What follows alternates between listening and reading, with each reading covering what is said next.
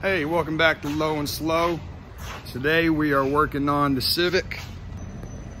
Trying to get the intercooler mounted today.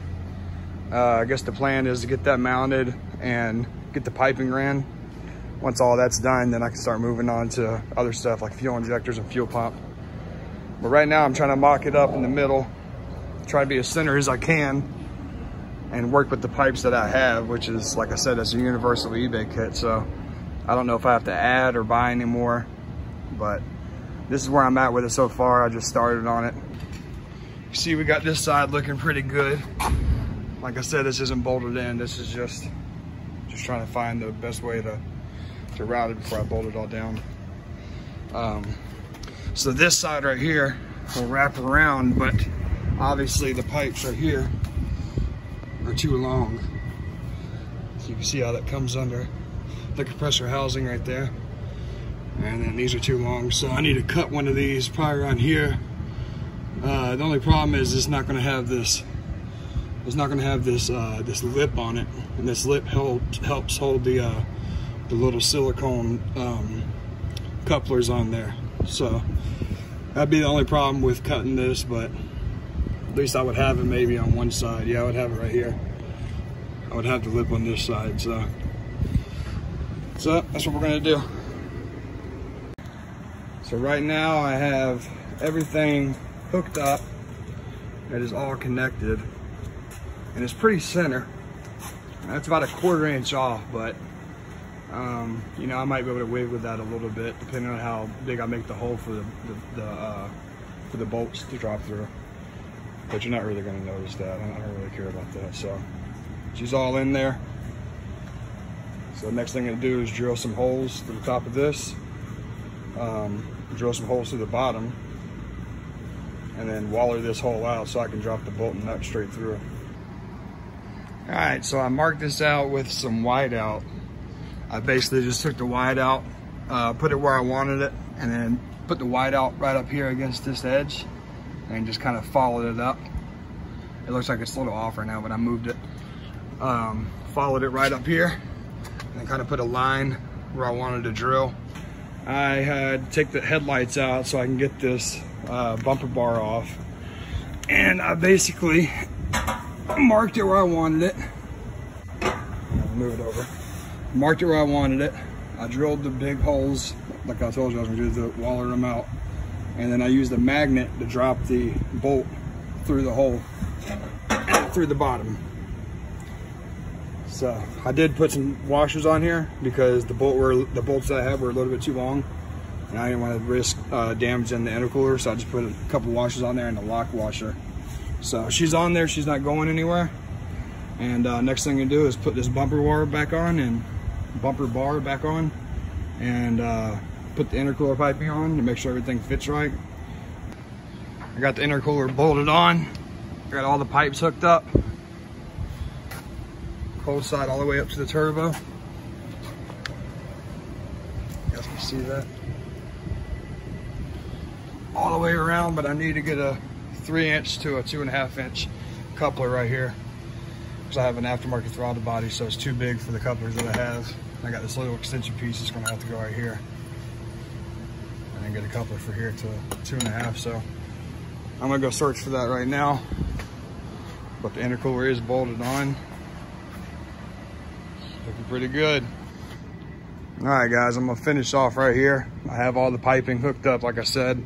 I went and got this 2.5 inch to 3-inch adapter at my local parts store. This is the only coupler I had left. It's the blue one, but I needed that to extend this pipe right here. I haven't put the T-clamps on yet because I don't know if I'm gonna be taking stuff off and putting it back on when I go to do the oil lines for this. That'll be the next thing I do. So, but also thinking about this air conditioner right here, I'm definitely gonna have to get some custom lines. Just looking at it all together now, there's barely any room right here. So enough room right here for the condenser, I guess, and then just this little bit of room for maybe a slim fan, something like this that's on the radiator right here. Hey guys, it's been a few days. This is where I'm at now with the car. I'm going to take the intake manifold off so that I can get this oil line ran to the back here. There's not a whole lot of room, but right down here, right down past there, there's a spot where the oil pressure sending unit went, and that's where I'm gonna run this. I'm gonna tee this off from there because I also have my vtec head running there, so it's just a lot easier to remove that. And I want to make sure everything's good and nothing's going to leak when I start this thing up. So it's a different day. Last time I was working on this, I had the intake manifold off so I can reach this oil line back here. So this is the oil line that runs from the oil pressure sending unit. I just took that out when I put the vtec head on here and just ran a line from there to the back of the head. So now I'm going to put a T inside of here, like a little four-way, and hopefully I can tee this off and run the oil line for the turbo. So hopefully it all fits and works. Yeah, definitely use Teflon tape when you're doing something like this. That's what you want it to look like. All nice and taped up.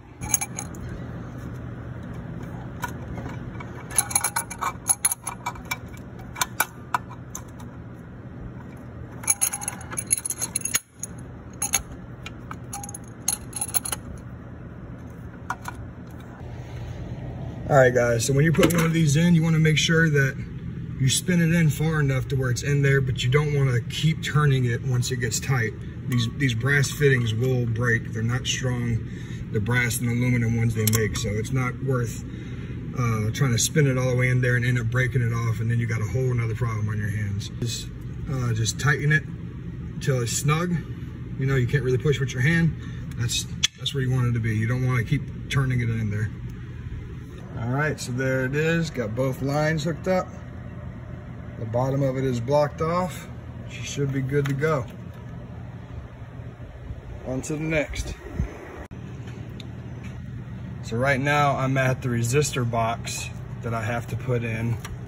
So basically, if you're running a high Z injector, like I'm running, which is these RCs right here, these RC 1000s, they are called a high Z injector. You have high Z and you have low Z. When you run a high Z injector, you need to run a resistor box to save your computer from basically getting fried. So you can get one of these off the old Civics.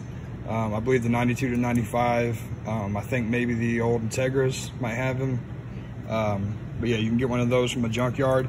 And on the OBD1 cars, you can there's actually a dummy plug over there, and then this plugs right into it. But you can get a custom harness, or you can splice into it. But I got a custom harness off of eBay from this place called Street to Drag Garage, and it's the OBD2 one. And basically you just come down here, you find your dummy plugs. You have this one and you have this one. They both have caps on them, like this does right here, but I done took the cap off of here. One has the green and blue wires, and the other one, the one that you want, has the 6 yellow and black and the 6 solid black. And with this harness, it's just straight up plug and play. You just plug it in there, plug it into the resistor, boom, you're good. That beats having to splice in here and run power wire, and it's just big headache. So I recommend doing that. All right, guys, the next thing to do is to get this oil pan off. You can see I was already leaking around there, so it's good that we're changing the gasket now. But when you get this oil pan off, and then we need to tap a hole inside of here, and then run a return line from here to the bottom of this turbo right here. All right, so this is where I'm at with the oil pan. The gasket was stuck on there like glue. Like every time you took a little, try to get a piece off, it just break into a smaller piece. I tried to use a torch on it. That didn't seem to help. Wire wheel, nothing helped. So what I did was I turned this upside down inside of some brake fluid. I just poured brake fluid in here and turned it upside down in there. And I'm gonna let it soak for a little bit. If I have to, I'll let it soak all night, but I'm gonna let it soak for a little bit and see if it'll come off a little bit easier. All right, so I got the intake manifold bolted back on, got the lines hooked up, bolts are tight, got some Loctite on these threads because when I took this off, some of these were actually kind of loose. So I put some Loctite on those, got the oil line hooked back up to the head. Over here, I'm working on, well, first, let me tell you what I did with the oil pan. So I never got that gasket off of the pan. I let it soak, and I mean, if you really sat here and picked at it for a couple hours and maybe grinded it down with a die grinder or a wire wheel or something, you could probably get it, but I'm not gonna waste that kind of time. So I just bought a used one for 20 bucks, a stock one. Let's see where I put it. Oh, it's right here. Bought a stock one for 20 bucks. And it was pretty dirty, so I had greased it and cleaned it up and everything, but this will work. So I got a brand new gasket for the oil pan. So I'm gonna throw that back on there and start measuring up where the return lines are gonna be. You can see I have a return line right here. Basically it came in the kit, and you just use this is like a compression fitting on the steel braided line. They just send you a line, they send you these separate. And you basically just slide this red thing on here onto the steel braided line, and then you just slide the top piece in there and you screw it all together, and it's a compression fitting, so it'll hold tight and it ain't going nowhere. But I'm gonna trim this hose a little bit. I'm gonna put the oil pan on here, just mock it up, and then trim this hose to where it's gonna go directly into the oil pan like that. That's where it's gonna drain at. So I don't wanna have too much line on here and have a problem with it backing up or something. I want to be able to flow in there freely. So, all right guys, this is where I'm at now. I went and got a new fitting for the part that goes into the oil pan. Get this off real quick. Went and got a new fitting for the part that goes into the oil pan because the one that it came with was aluminum and my pan is metal. So I plan on welding this in there. I don't want to like do something tacky, like screw this in there and JB weld it or RTV it or something. So I went and picked this up. I'm gonna drill the hole out. I'm gonna run it to this side. I'm just gonna weld right here onto the pan. So there we go. There's the line. That's what it looks like. Came out really nice. And yeah, so I'll get back to you. It's hard to do this with one hand, and this wrench is the wrong size. Whatever. All right, so see what I have here. This is what you call a tight fit. I drilled the hole out just enough to where the threads will fit on there, and I'm screwing her in. Oh yeah. And then we're gonna run a nice little weld around her. All right guys, here it is. Just finished it, screwed it in there tight, and then I welded around it as much as I could. I didn't want to get too much up here because I didn't want to work this lip. It's gonna leak forever, but not the best welds, but I never claimed to be a welder, so that'll work.